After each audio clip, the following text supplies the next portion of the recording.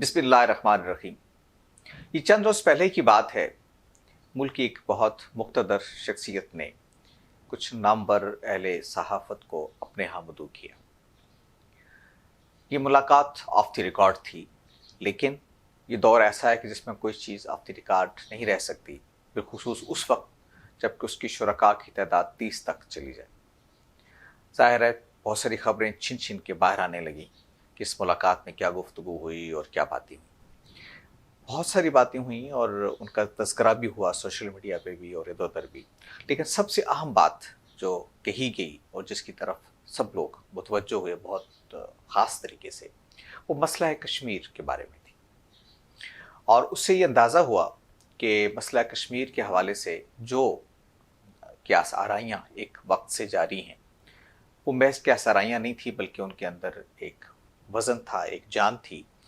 और पाकिस्तान और भारत के दरमियान मसला कश्मीर के हल के लिए एक बैकडोर डिप्लोमेसी कुछ अरसे से जारी है, जिस डिप्लोमेसी के बारे में पाकिस्तान के अहले सहाफ़त को एतमाद में लेने के लिए ये मीटिंग मुनक्कद हुई थी। इस मीटिंग में क्या बातें हुई, लोगों ने मुख्तलिफ हवालों से उसका जिक्र किया। इतवार को डॉन की जो शसुर्खी थी उसमें इसी को ख़बर बनाया गया।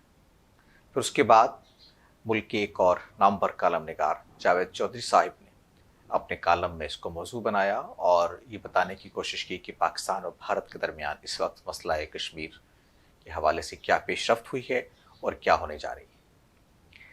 ज़ाहिर है इसके बाद इस बात का फैल जाना और इस बात का ज़ेर बहस आना कोई ऐसी चीज़ नहीं रह गई थी जिसको खुफिया कहा जा सके।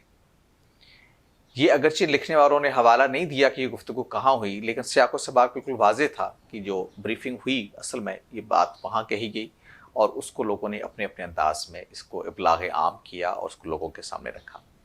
जो कुछ जावेद चौधरी साहब ने लिखा, जो कुछ फ़ाद हुसैन की जो रिपोर्ट है डॉन में छपने वाली उसमें आया, उसकी किसी ने तरदीद नहीं की अभी तक। और इसका मतलब ये है कि सारी बातें ऐसी नहीं हैं कि जो हवा में हैं, इनकी एक बुनियाद है। फिर हमारे वज़ीर ख़ारजा शाह महमूद कुरैशी साहब ने भी ये बात कही कि जो गुफ्तगू जो मुज़ाकरात हो रहे हैं बैकडोर डिप्लोमेसी के हवाले से, वो एक्चुअली इंटेलिजेंस एजेंसियों के दरमियान हुए और उसमें गोया वज़ारत ख़ारजा या वज़ीर ख़ारजा सतह के कोई लोग इन्वॉल्व नहीं थे। ताहम इस बाब में जो भी हुआ उसको हम गैर संजीदगी से नहीं ले सकते और अब हम सोच सकते हैं कि इस मसले पर क्या होने जा रहा है।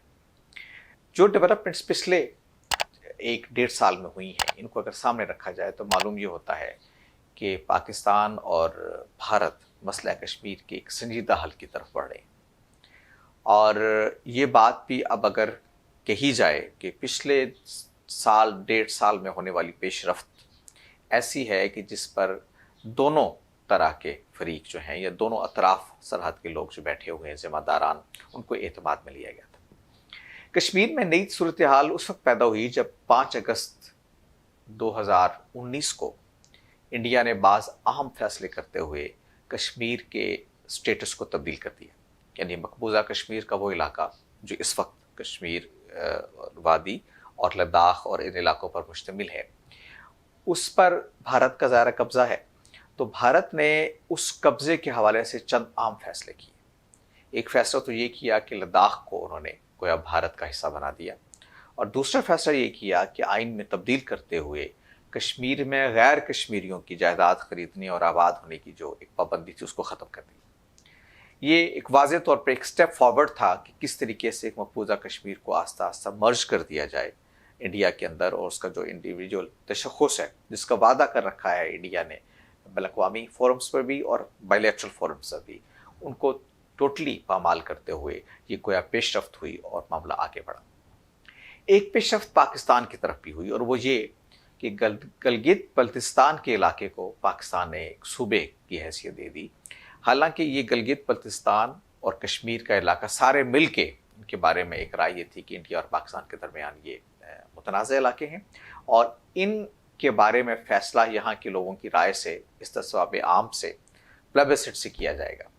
लेकिन एक तरफ पाकिस्तान ने गिलगित को अपना सूबा डिक्लेयर कर दिया, दूसरी तरफ इंडिया ने लद्दाख को बाकायदा तौर पर अपनी रियासत का हिस्सा बना लिया।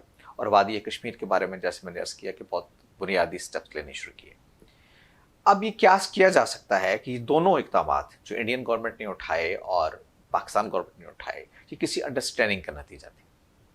और अब जो होने वाली डेवलपमेंट्स हैं वो ये बता रही हैं कि मसला कश्मीर एक हल की तरफ जा रहा है और ज़्यादा चांसेस ये लगते हैं कि लाइन ऑफ कंट्रोल को एक तरह से सरहद मान लिया जाए। ये वो डेवलपमेंट्स हैं जो पिछले कुछ अरसे से बैकडोर डिप्लोमेसी से जारी थी, लेकिन अब ये लगता है कि ये गोया इसको एक अमली शक्ल दी जाने लगी है और मामलात गोया आगे बढ़े।